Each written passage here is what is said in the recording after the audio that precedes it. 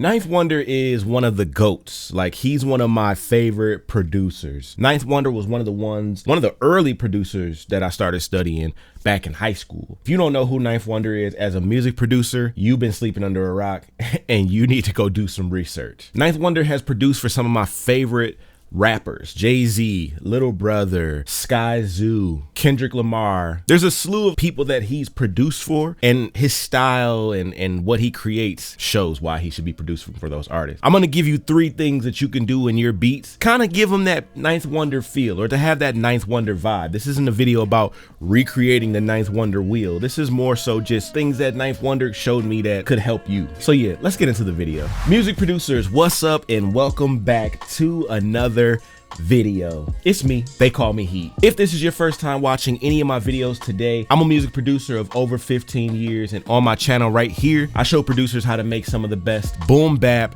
hip hop style beats.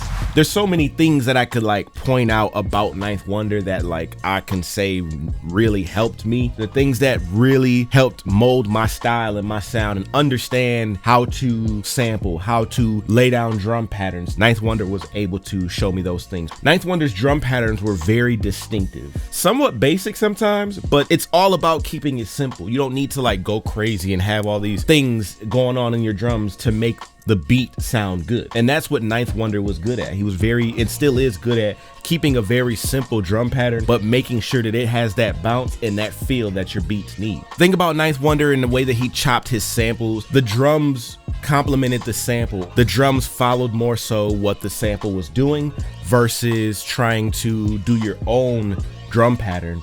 You kind of complemented the sample with the way that you program the drums. Now his bass lines as well, he always kept his bass lines very simple, very straight to the point. He didn't really do a lot of bass line, runs and trying to add extra stuff. He really kept it very simple. And again, the bass lines even followed the sample. One of the things I always talk about when I talk about learning beat making, I always tell people recreate the beats that you love, or recreate the songs that you love. And Ninth Wonder has a very specific beat that when I was coming up, I recreated it, or, made my own version of it. I want to go back and kind of do the same thing now, deconstruct it a little bit, just to show you what this taught me when it came to beat making. So the beat is called Dollar Circulate by Ninth Wonder. You can go pause the video right now, take a second, go listen to it, because I don't want to play it. Copyrights, all that type of stuff. You know what I'm saying? I only want to focus on the drums first.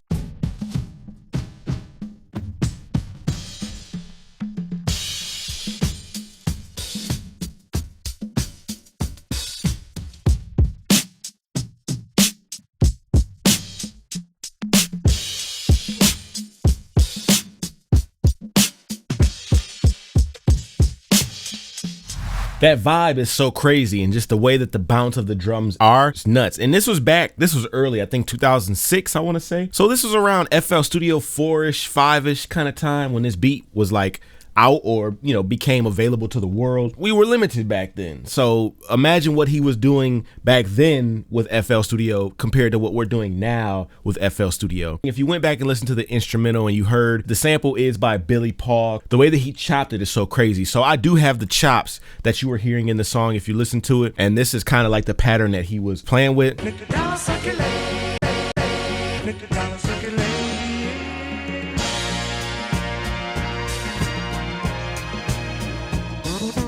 Super simple. So I'm gonna play the drums that I recreated here. So with the kick, he likes to follow the sample, and the way he followed the sample was so crazy.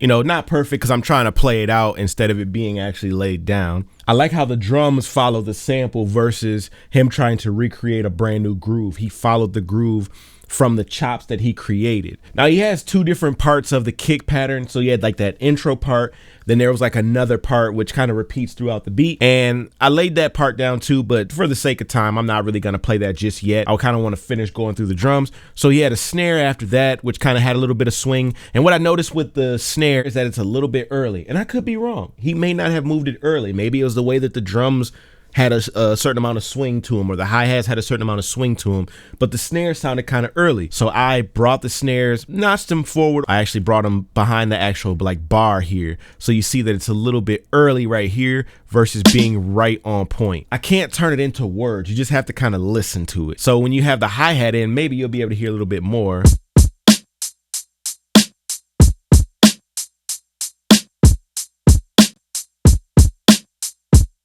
It's like jumping in the jump rope, you know, too early, and you actually end up falling into place. Like, it just works. It's not something that you really notice, but as a producer, those are the small things that we kind of like point out. But I want to lay down a sample so we can start, you know, kind of listening to how things fall in place and listening to how the drums work over the sample. Producers, listen, I want to help you. I want to show you exactly what I'm doing all the time, right? So every single week on Patreon, I'm going to be doing a live beat making session. Pretty much just showing you my full process of me making a beat. So you can stop me, yo, Heat, what's that? Yo, what you doing right there? Hey, what's that? Oh, where'd you get that? Oh, how'd you do that? Because I want to help you become the best producer that you can become, all right? And every single week we'll also have a live Q&A. That means you can ask questions, you can submit questions if you can't make it to the live. Now, this is exclusively to the Boom Bap University alumni. So head over to patreon.com/TheycallmeHeat, become a Boom Bap University alumni,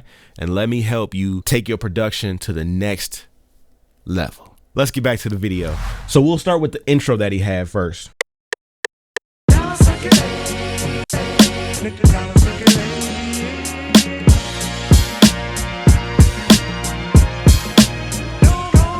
So he had this other chop in there too at the end of the intro.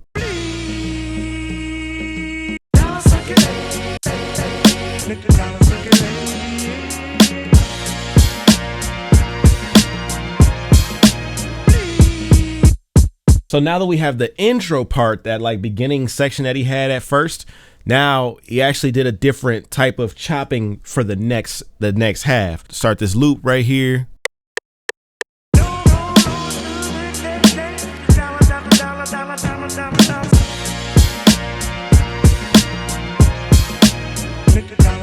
As you can see, it's a loop essentially, but you're using different parts of the loop to make a brand new loop. So you're not using just one piece and then chopping that one piece up. You're taking different pieces from the songs. If I show you the chops here, there's one here in the beginning, there's 3 or 4 in the middle, then we keep going, there's another, you know, like it's not one chop and then we're turning that into like 16 chops. We're using different pieces of the sample and making them make sense. With the drums actually follow the sample. So if you're listening,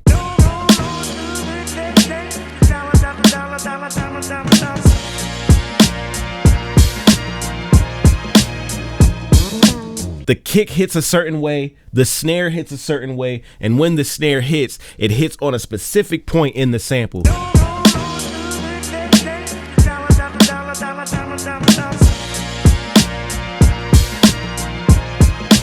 So there's different bass notes that hit.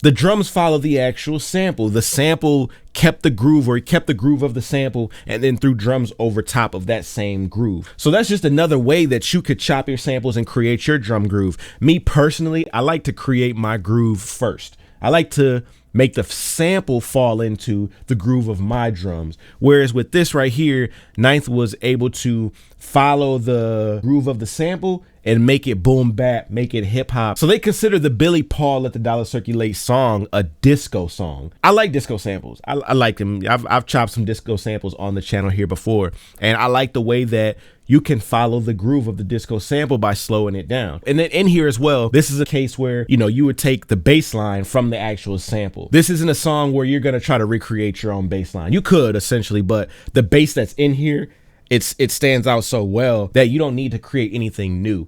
Maybe enhance it, maybe make it sound better. And that's what Ninth did as well. So he took the sample, duplicated the sample, then filtered out the actual bass from the original, took it out, and then added the bass back in through a filter by taking the highs out of the secondary sample. And that's what we could do here. So we can actually take the sample, clone it. So we got the main sample here, which I already put, effects on. I put a multi-band compressor on. We'll take out the lows from this at about 200 hertz. I'll do it like that. So it sounds like this now.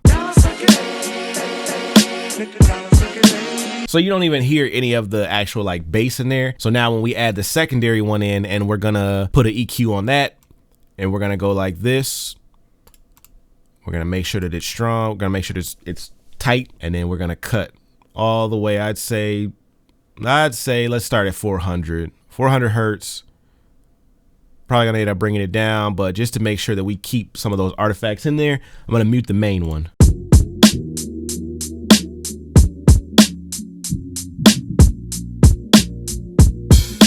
So now you only hear, that bottom end.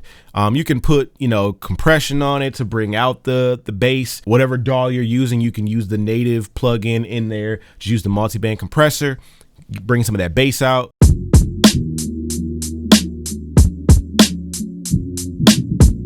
Helps a little bit. And there's other things that you can do as well, but that is one way that you can do it. This is pretty much how Ninth created this beat right here. Very simple, straight to the point, as we can see. 1, 2, 3, 5 patterns maybe, and really it's just all drums. Now you may be wondering, all right, you showed us how he made the beat, but how can I apply, or how can I use what you're showing me in my beat making? I'm glad you asked. Let me tell you. For me, I started off looking for just a loop, like looking for 8 bars, looking for 16 bars, looking for just a section that I can chop up and make my own. A lot of samples won't have that open space or that open area for you to chop up. You can take different parts and different pieces from the song and make them make sense. In this specific case, Ninth was able to use the vocals to make his chops work, because there's a lot of vocals in here. Now there are some instrumental pieces that he did use as well, but a lot of it was vocal based. And you can use the vocal to do your chops. You can use the bass line. The bass line may sound really good, so the way that you may chop the sample, you may follow just the bass line. So you may take a chop from here that sounds like a good note. Then you may take a chop from here that sounds like a good note, and you may mesh those together, and now you have a brand new sample chop following the bass line. Or if you hear just the keys, even if it has vocals in it, if you listen to the keys, the instrumentation of the sample, you can chop by what you hear in the background, not even following, the beat itself. They're following, okay, the keys started there, so let me start the first chop there. Okay, that little riff that's in the background sounds really good. Even with the vocals on top, it still sounds good. Let me use that. Now let me grab another part of the keys that sounds good as well.